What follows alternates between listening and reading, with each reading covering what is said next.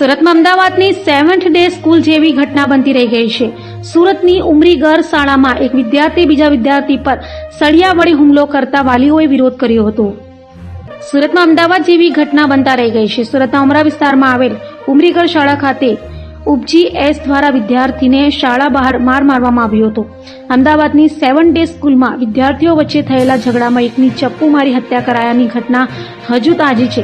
ત્યાં સુરતની શાળામાં વિદ્યાર્થી બીજા વિદ્યાર્થી સાથે થયેલી માથાકૂટ બાદ સળિયા વડે હુમલો કર્યો હતો, જેને લઈ વાલીઓ રોષે ભરાયા હતા અને શાળાએ પહોંચી ઉપજી એસ સામે કાર્યવાહીની માંગ કરવામાં આવી હતી।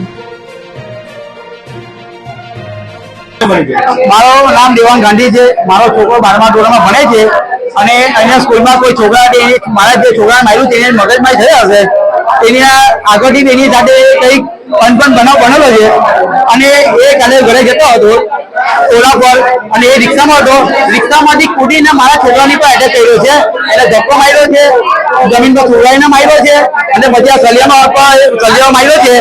આ તો ગંભીર રીતે અમદાવાદ જેવી હતી। મારા છોકરા એને દોસ્તા હતો એટલે મારો છોકરો બચી ગયો છે। એટલે આ માટે પટેલ કઈને કઈક હજુ આંટી વધારે કઈ થયું હતું। હમણાં હોસ્પિટલમાં મારો છોકરો હતો એની ગેરંટી હતી। સ્કૂલ તરફથી રિસ્પોન્સ આવવા મળે છે। અમે અત્યારે એના પેરેન્ટ સાથે ચર્ચા કરવાના છે, પછી કરવાના છે। ગંભીર એટલે હવે આ સળિયો હાથમાં છે, આનાથી બિલ્ડિંગ બને છે, આ લોકોનો સળિયો છે।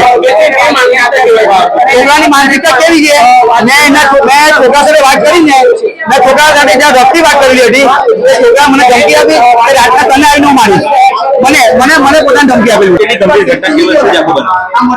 કોઈક વિદ્યાર્થી બીજા વિદ્યાર્થીઓને જરા મસ્તી નાની મસ્તી બાબતમાંથી કે ભાઈ આને માર્યું એટલું સાંભળીને જો ગંભીર અને એકદમ મુદ્દાને એકદમ ગંભીર બનાવી લે છે અને આટલું હદ સુધી જાય છે કે અમે એને મારી નાખવા સુધી પણ પહોંચી જાય છે। તો ઠીક છે કે દોસ્તાર એનો બીજો હતો, તેને સળિયો લઈ લીધો એટલે આ છોકરો બચી ગયો છે, નહીતર આ છોકરો બી અમદાવાદ વાળી જેવી જ ઘટના સેમ ટુ સેમ બનતે કે સ્કૂલની બહાર બીજી સ્કૂલની બહાર આ ઘટનામાં એને મારવામાં આવ્યો છે।